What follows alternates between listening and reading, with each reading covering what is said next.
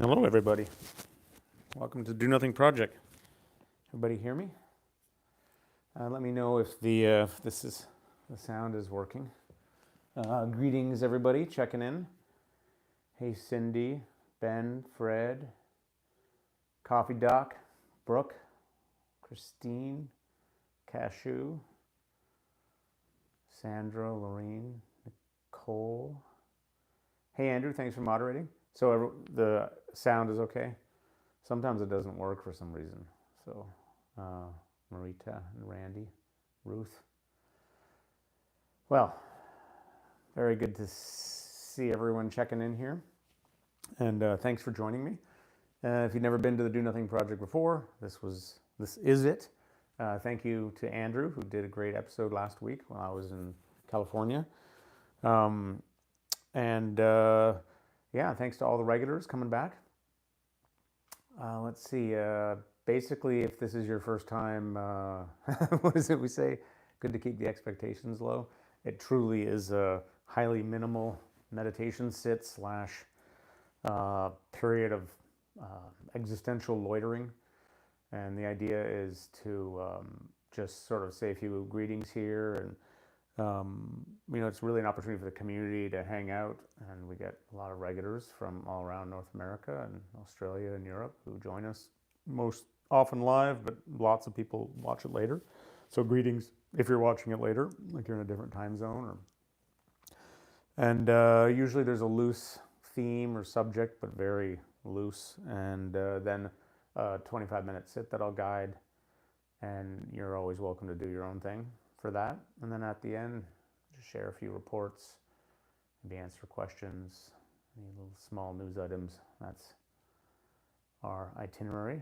So welcome for wherever you are and wherever you came from. Tonight, I think we're going to call this episode Kiss Joy as It Flies.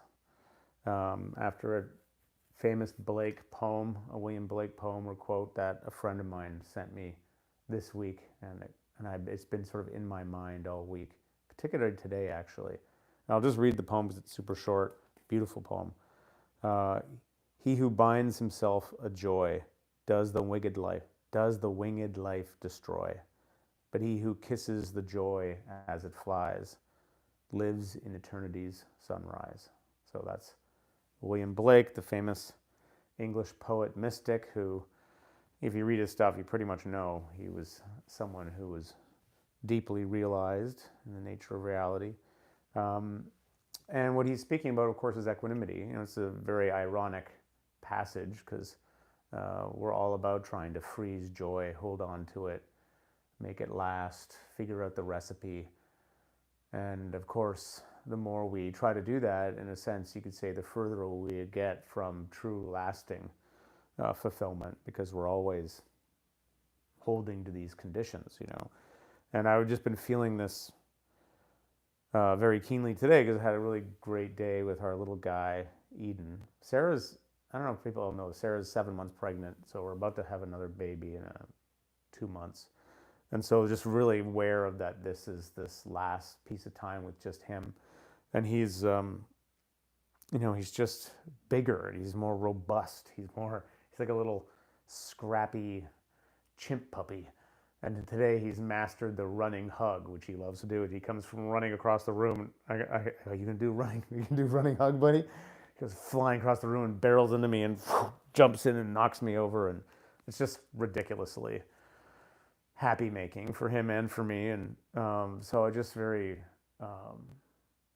it's so awesome, but it's also kind of bittersweet because so I have to just kiss the joy as it flies. I have to just let it be here, and not just, it too shall pass. And the good will pass, and and the bad will pass, and the new good will come, and it's just how it goes, and that's the equanimity. And so I thought I'd do a meditation about that, and anyone can feel free to share your own experiences around this. I guess the question is, how do you kiss joy as it flies? How do you not grab onto it? And I remember my teacher Shinzen used to say that actually working with pleasure, working with pleasurable states, with happiness, joy, those are in some sense, from a meditative perspective, even harder than working with discomfort or pain. And the reason is it's sort of easier to notice how you're bracing against pain, but it's subtler how we try to hold on to our pleasure. And particularly in meditation, you get into these really, you can get into these pleasurable states, and there can be a kind of grasping or desire to get back to exactly that or to keep it going as it is. But every state changes, you know, that's the nature of impermanence. And so there is a kind of, you could say, a deeper joy that emerges from just allowing yourself to be massaged by the the changiness of things, the passing of time, the good and the bad. And of course, when you don't try to struggle with it or hold on to it or push it away, then actually there's less interference, and it's fuller, more fulsome, more just richly experienced, I guess. And that's definitely what I've kind of noticed when the way I kiss the joy as it passes is I just be it. I just let myself be the joy, be the thing, be the discomfort, be the peace, be the confusion, be the thing.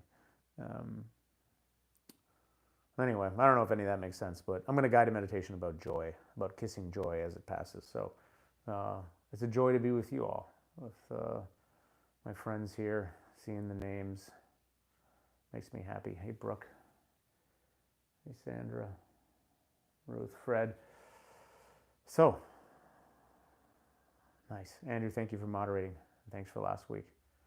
So we'll do 25 minutes. It's 8:09 right now, so we'll finish at 8:34, and I'll finish with some sort of simple loving kindness practice.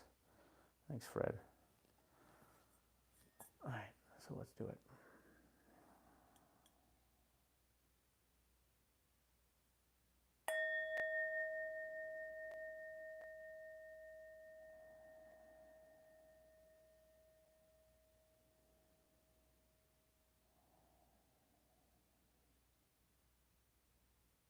It's like funny, I can hear him, the distant sound of my little guy babbling upstairs. All right, so again, this practice is up to you how you want to roll with it. If you want to have your eyes open or closed, if you want to lay down or sit, if you want to just have your eyes open looking at the trees outside your house or paint on your wall, that's fine. I will say, if you are sitting for a practice, there is a satisfaction in finding a fully supported pose. Kind of lets you drop deeper into the meditation. A lot of people talk about this, and it's true. Just the feeling of solidity, of support. So, the legs being a tripod, the sense of the tailbone really connected to your cushion. Or if you're sitting in a chair, your feet on the ground, or even if you're curled up on a couch, just feeling the support of that underneath you. Spine straight if you're sitting. And then you can kind of just let the arms, the shoulders, it's like everything's hanging off the central axis of the central pole of the spine.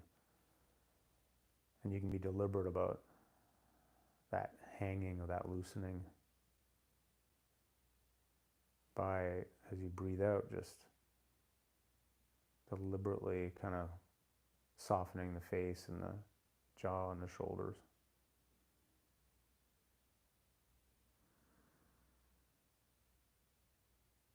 Like you're breathing out any tension.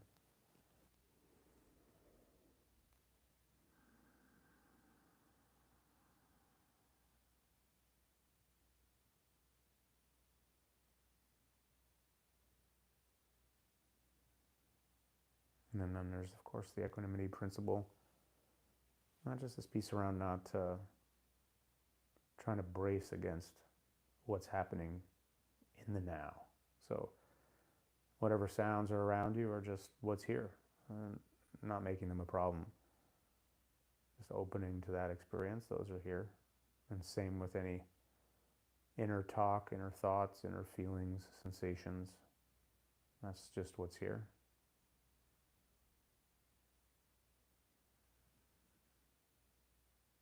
It's how we begin to let go of any of that push-pull resistance to the present moment that the mind loves to do.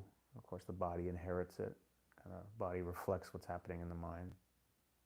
Instead, you just open.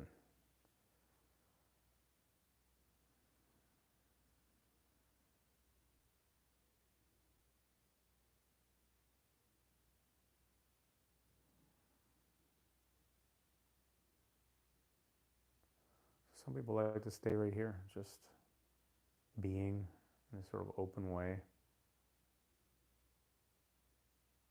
not needing to be anywhere else, kind of just practicing, enjoying your company, the company of the community. Or you can also have a home base to help settle things, just like an anchor for your attention. Famously, the breath, the sensation of the breath, or another body sensation like where you're making contact with the ground, or the point in the belly, or air on the skin, air against the skin, really anything. Or it could be a sound in the space.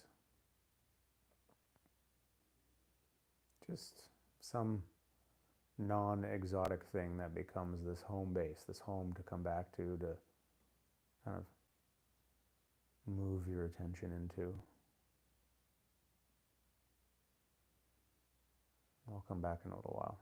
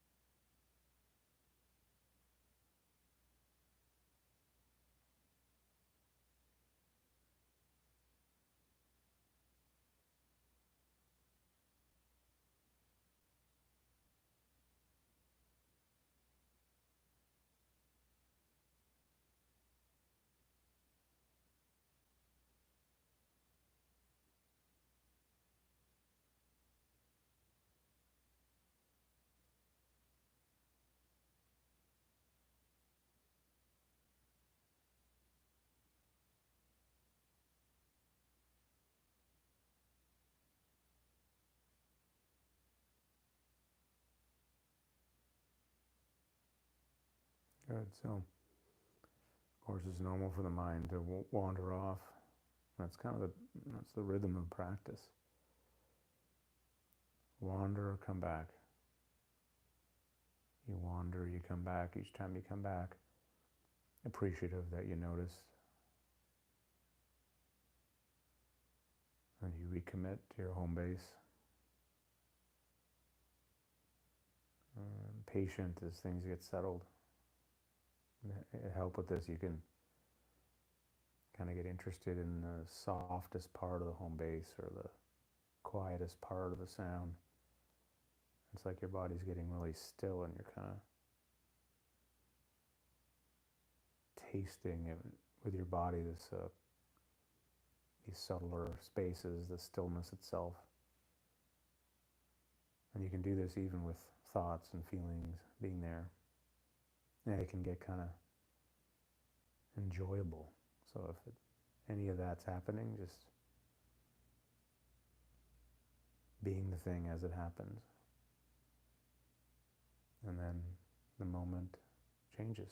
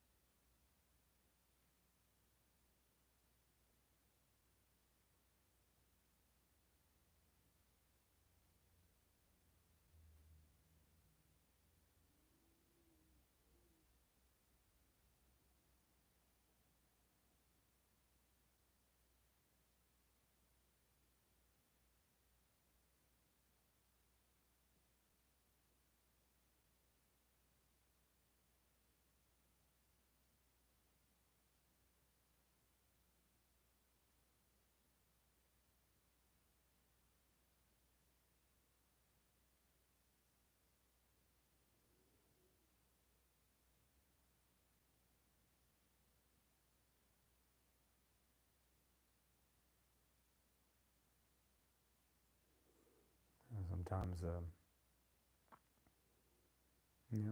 different feelings move through us. There can be a sense of contentment or peace. And it can also be, be uncomfortable feelings. Whatever comes through, it's just like, yep, just kiss it as it flies. Fully embracing it, being it, and appreciating it exactly as it is, and then letting it be, being it, letting it be by being it.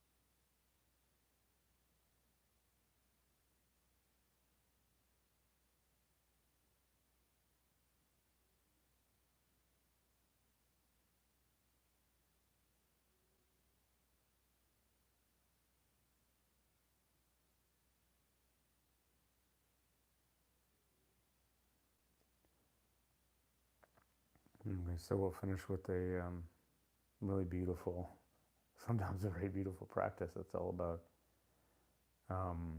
joy, all about appreciating the experience or the expression of happiness or joy in other people and allowing ourselves to feel something of that. It's called Mudita practice. In traditional Buddhism, it's one of the four immeasurables. It's such a, I find it really fun and sometimes kind of, bittersweet or something. Anyway, this is how it goes.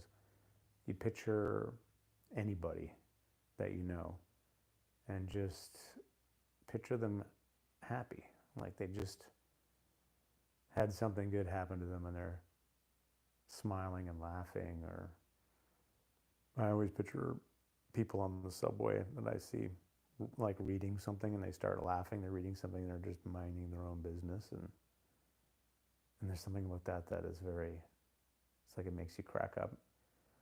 But it can be strangers. It can be like I'm picturing my little guy Eden, like just his deranged look on his face when he eats watermelon, or you picture your dog, someone anyone you know, and just what does their face look like when they're doing something that makes them happy? You imagine them getting a piece of news that's really good news, they worked hard at this thing and it just worked out for them or something. And don't get into fix-it mode, thinking, if it only was like this. No, it's just the idea is just to connect to this pure sense of appreciating someone's successes or happiness, pleasures. And maybe it's someone just loves chocolate cake and they're eating a chocolate cake and there's that sense of they're savoring it and you're savoring their savoring of it.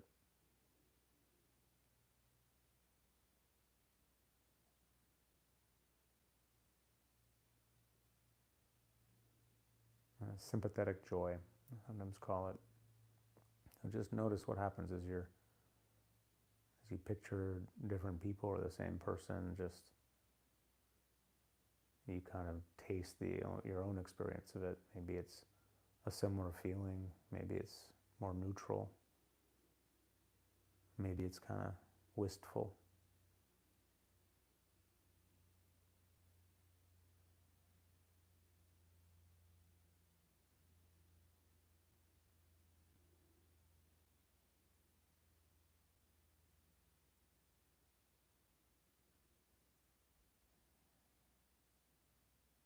Just another few moments here.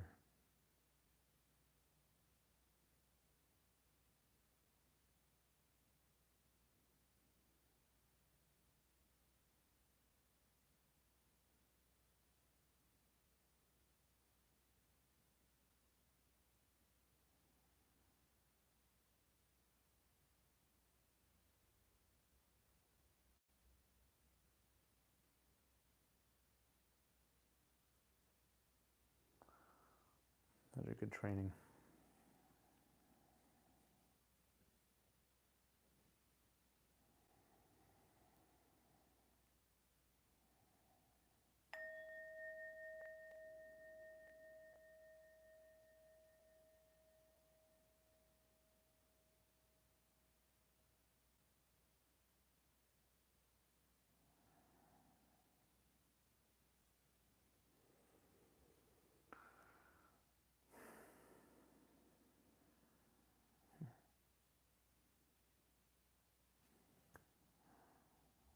Thank you for your practice.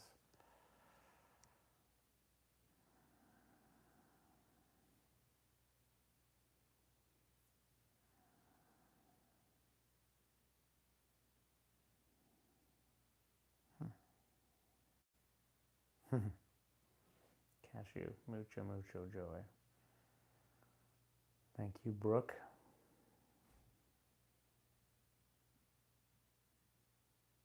Humanity's path.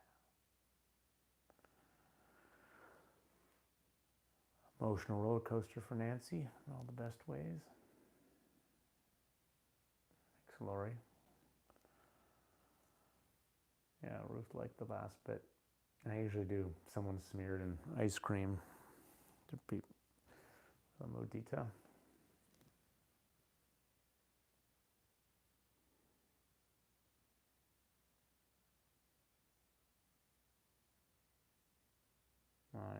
Sorry to hear that, buddy.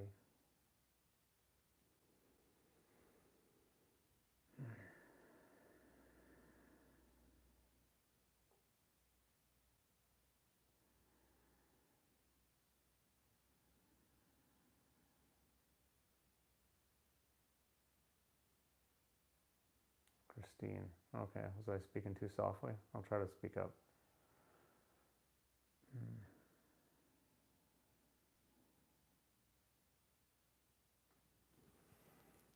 Yeah. James, every time we do one of these meditations, I can feel my brain heal just a bit more. That's how I feel when I meditate. Emily liked the running bear hug. I got quiet in that one, Nicole says. Okay. Well, maybe it's because it was on the other side, actually. It might have been it. I didn't have it in the proper place. So, apologies for that sound.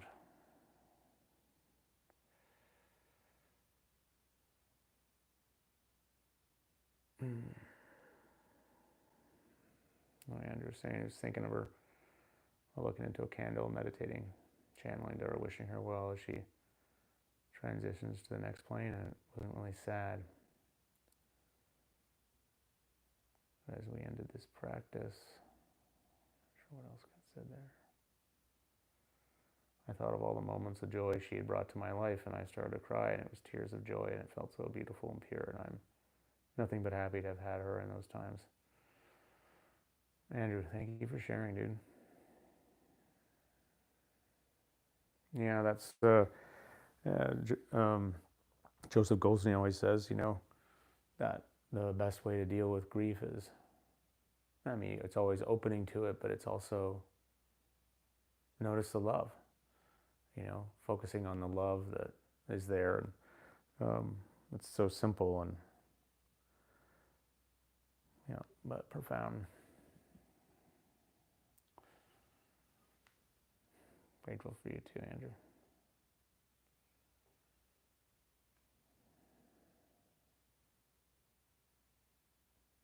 Nicole's kid, hubby decided to have a conversation on the same couch.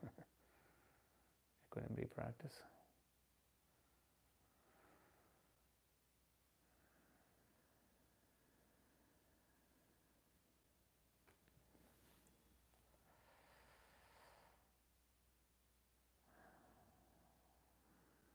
Nice, Brooke.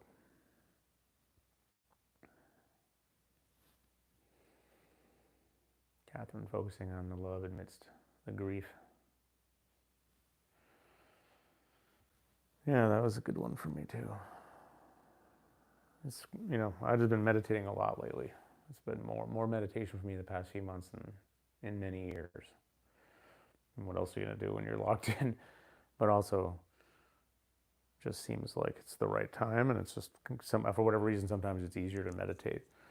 And there's just long periods where it gets, right now, it happened being one of those really rich periods, and you really notice when you're sitting a lot how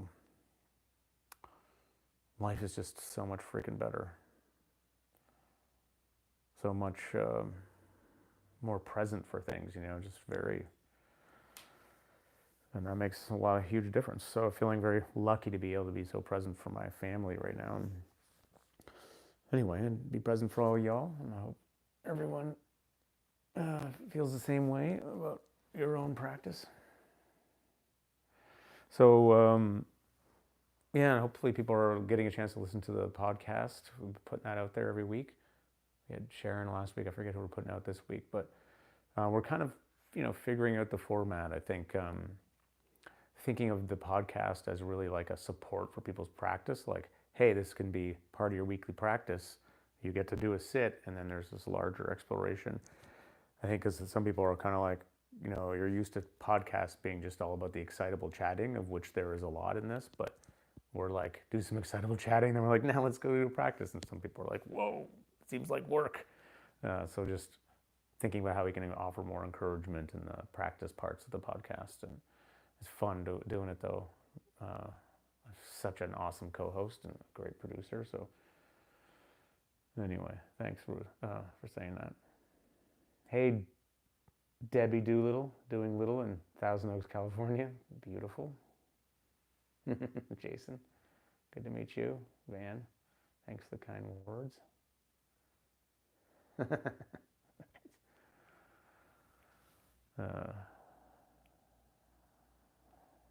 Tasha does rule, indeed. Okay, friends, so I think that's it for tonight. I'm feeling pretty relaxed. Yeah, the John Prendergast episode was wicked. That was one that was really affecting.